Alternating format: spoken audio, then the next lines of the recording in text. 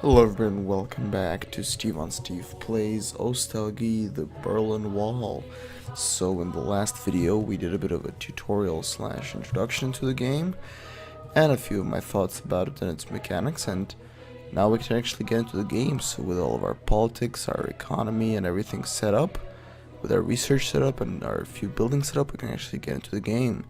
So I mentioned in the last video that you can change how your political system works here, and basically to go in a bit more depth, you need to go over the 10-point threshold to actually make a change. For example, in order to change the party's style, you need to go over 11 or -1, and that will change it either left, either more conservative or more liberal. So let's see, do we want to do any of that with this? Freedom, we could expand freedoms, we could limit freedoms. Type of economy, we can make them more planned or less planned. Let's leave it for now, although you can do one of these changes per month, so I suppose we might as well start doing some of them, because we don't have that much time. If you do 12 times 3, that's what, 24, 36, we only have 36 months in this game, so we might as well get going. So yeah, we might as well move the type of economy a bit to the left. That pleases the party, you can see. That doesn't make the people too happy, and then increases Ostalgie, so we want to be careful about that. So now we can actually unpause the game and let it start playing out, and as you can see the days will start passing, and boom! We already have 3 events. Let's see. Fight against chemical weapons. A conference on chemical weapons begins in Paris. Representatives of 149 countries are ready to sign a declaration banning the use of poison gases, chemical and bacteriological weapons. The Soviet Union is also ready to sign a declaration and wants us to sign it too, making our contribution to world disarmament and ensuring peace. True fulfillment of the declaration's obligations will cost us some funds and weaken our military capacity. So yeah, basically the game is narrated through these choices that come up and you have to make. Some of which can be, quite difficult and quite interesting. And, some of the choices can lead to disaster. So, do we sign and secretly fail to comply with the conditions? I think we should sign. Okay, so that didn't affect us in any major bad way. Supporting this initiative, our country signed a declaration and began the gradual destruction of existing stockpiles of chemical and bacteriological weapons. Great, so if we have a look here, this shouldn't have increased our threat from NATO, which is a good thing. Let's see, what's this then? Liberalization of the film industry. The Soviet Union, the film Intergirl was released. This event would have gone unnoticed if not provocative plot of the film where the main character is a prostitute. The plot makes you empathize with her, and the Soviet Union is shown in negative tones. However, Western society too. At the same time, this film is already sold abroad. This can only testify to one thing: the liberalization of cinema in the USSR. Are we ready to accept this? Will this be the beginning of the end of socialist art? So let's see. We will never betray the lofty ideals of socialist art. I imagine that means that we won't accept any kind of liberalization towards art and media.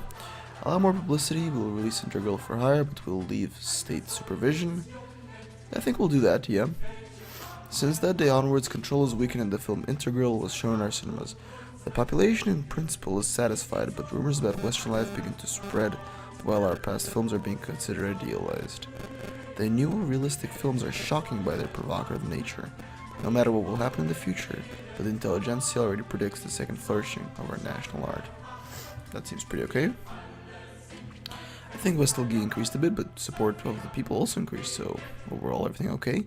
And there's one in our own country. Let's see what this is. Combat groups of the working class. Since the beginning of the last year, the composition of the organization of combat groups of the working class, created to protect the socialist system according to the reports of the Stasi, has become subject to a process of demoralization. Cases of evasion from orders became more frequent, there were cases of leaving from the organization, and literally on the corner celebrations of the 40th anniversary of the GDR. What should be done in this situation? We can disband this organization, create a smaller but active and out of trusted comrades. However, we can always order the Stasi to begin the execution of their direct duties. Let's see, no problem. Repress combat groups, dissolve combat groups. I think we might as well do this. Our decision definitely allowed us to stop fearing a blow in the back, but the new assistance groups will unlikely to be able to help us in the case of an emergency. Interesting.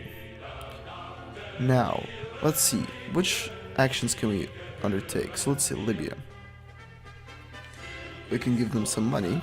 We give them one budget money. And let's see. Trade. Okay.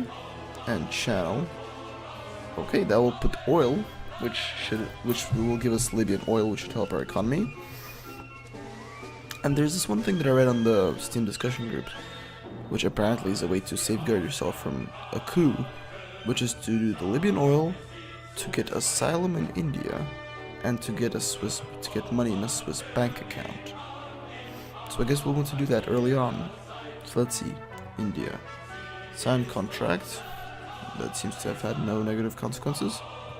Asylum, our unity in the party seems to be skyrocketing, which, I mean, that's great. Then let's see. For this we need 8 in the budget, so I guess we'll wait for that. Let's unpause again. Okay, 2 events at the same time. In Vietnam, the disease of the Vietnamese reformer. Oh, I'm not even going to try to pronounce that name. Nguyen Van Linh, I imagine? Vietnamese Gorbachev, as he's called in the press, for carrying out the strategy of updating Doi Moi, or Doi Moi, I'm not sure. Today was hospitalized because of a heart attack. There are no data on his conditions yet, but this is our chance to intervene in Vietnam's internal affairs and stop economic reforms. Local perestroika, which still looks like Xiaoping's reforms, has caused discontent among conservative circles, whose unofficial leader is Defense Minister Le Dugan. On the other hand, the party also has a more radical liberal wing, which also offers political reforms, headed by Tran Xuan back. Whom should we support, or do we not waste time on distant Vietnam? I love that there's just a random picture of Ceausescu. Position of liberals, Sendlin. It's not worth our attention. Yeah, I suppose we'll send them wishes for speedy recovery, because that seems like the only productive thing we can do. That actually, wow, that really hurt our unity in the party somehow. Our embassy gave a telegram that they thanked for this. Yeah, okay, cool. Although I guess our party unity was lowered because they're sock reformist. Yeah, I should be aware of that in the future. Alright, let's see what's in the GDR. Grossenhain. Today the administration received a letter from Till Lindemann and Richard Crispa with a request for support. They're going to create their own rock band, but significantly different from those existing in the country, and we wouldn't be behind the global fashion. Perhaps they will have a good future, but according to available data, Lindemann was once interrogated by the Stasi due to an incident during a trip to Rome. Moreover, the test texts that they sent are somewhat radical, and the general theme is not very suitable for a peaceful and calm country.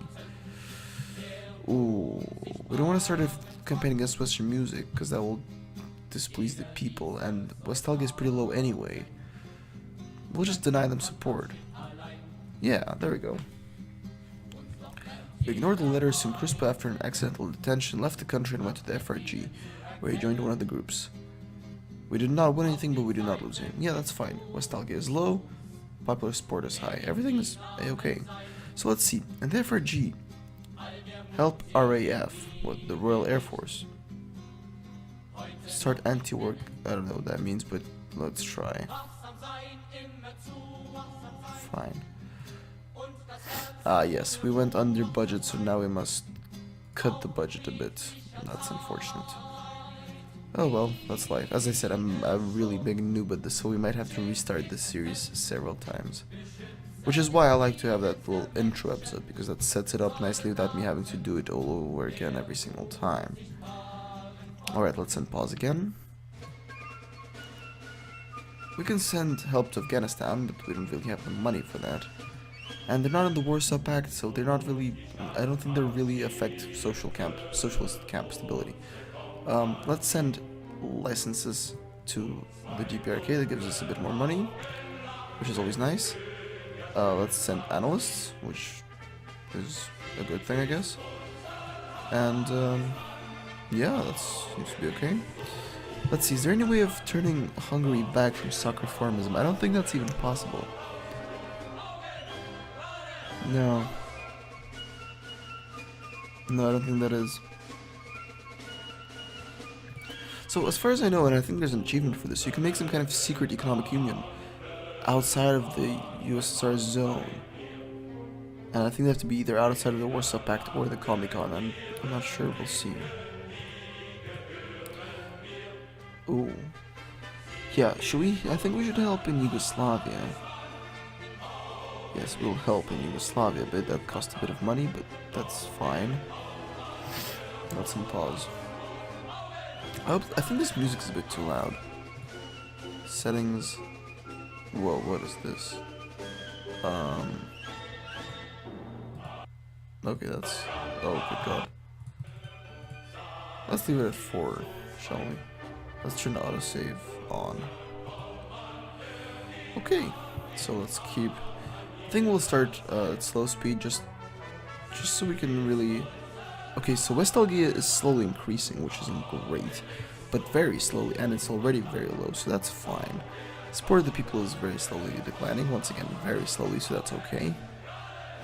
Approval from the USSR is going to be problematic, and the unity of the party is actually increasing, so that's good.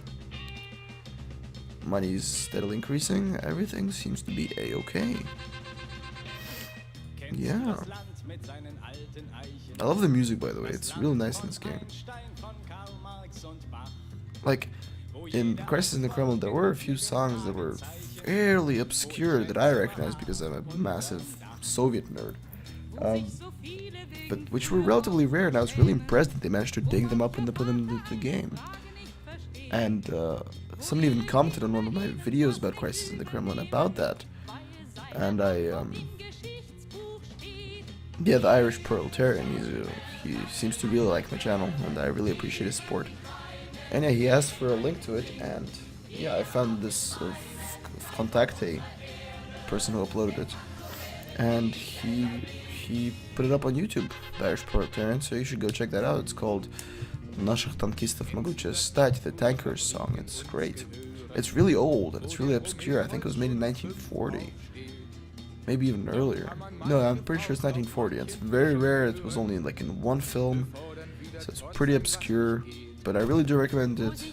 I think I might as well link it in the description of this video. It's a really good song. I really like it. I think it has a really good tune. The lyrics are also pretty clever and funny. If you speak Russian, of course. So let's see, Syria. Well, recognize Syria and Lebanon. Okay. That gives us a bit of money. That's always nice. What does that mean? That means if our diplomatic reputation drops, we can trade with Syria, which is definitely a nice thing. Who else can we trade with? Ooh, China. Relationships. Diplomatic reputation is less than 80. Okay, interesting.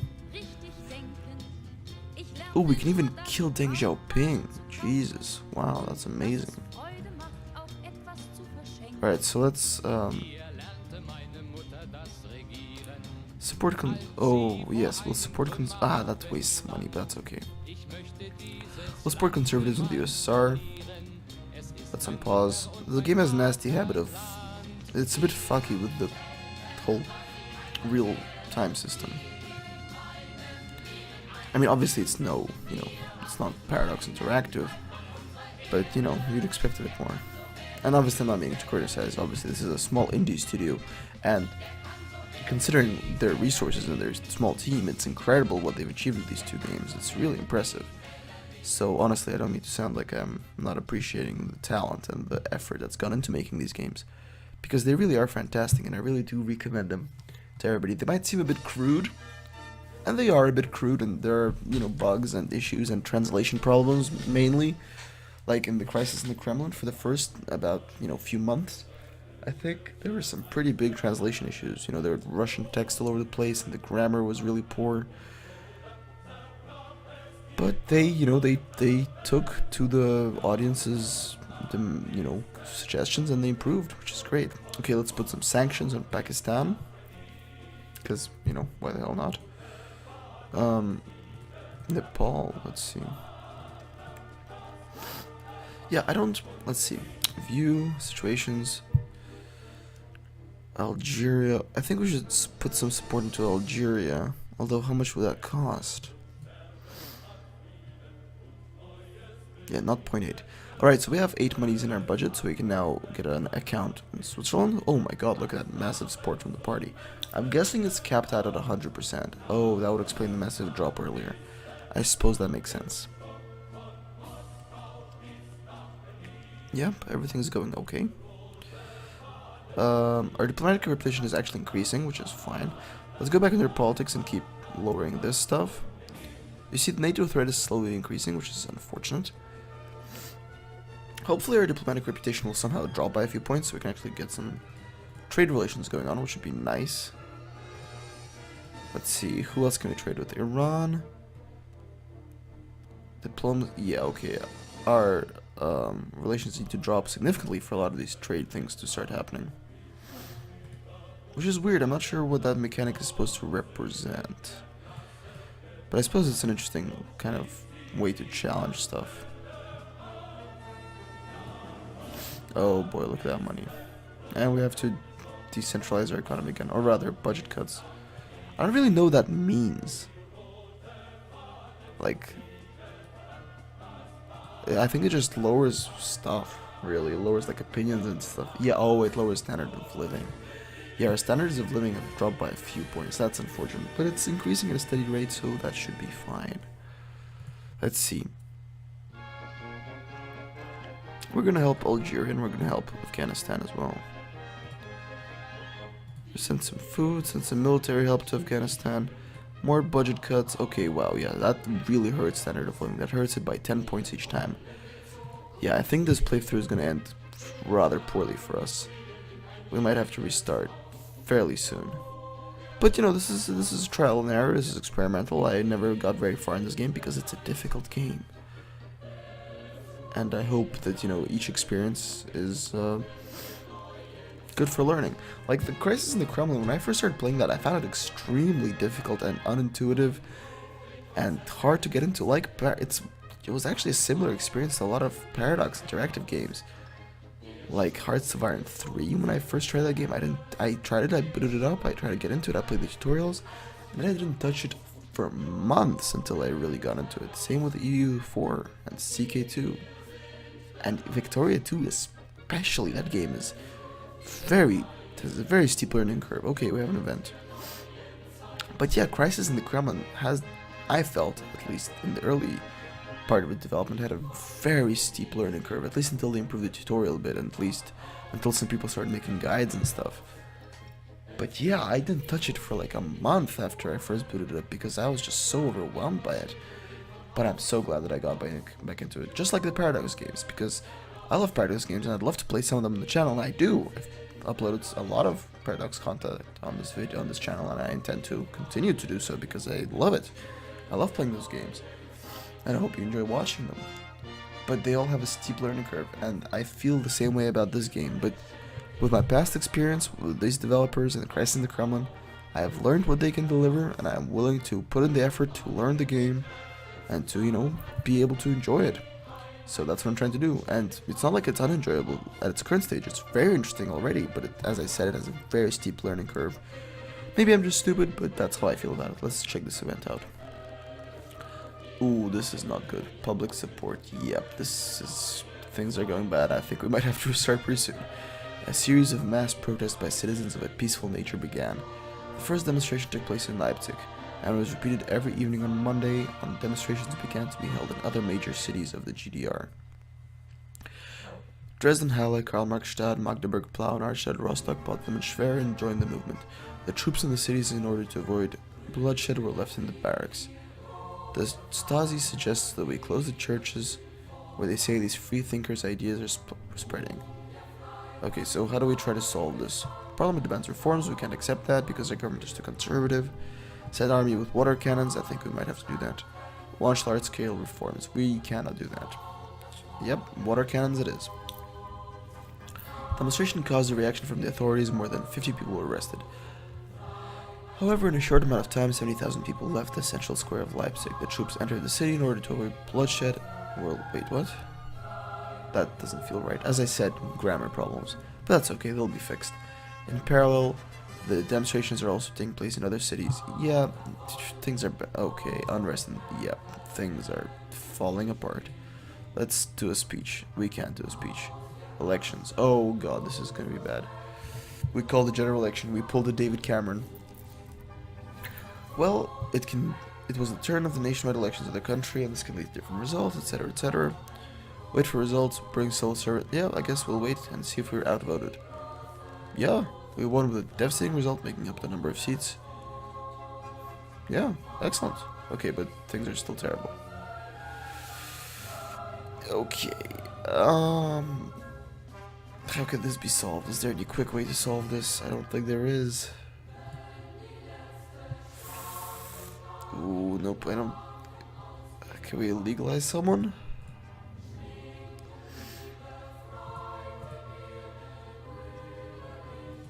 Okay, this made the party people a bit happier. I don't think there's anything we can do. Yep, I feel like this will all fall apart fairly soon. And then we might have to restart, but that's okay. This is a work in progress.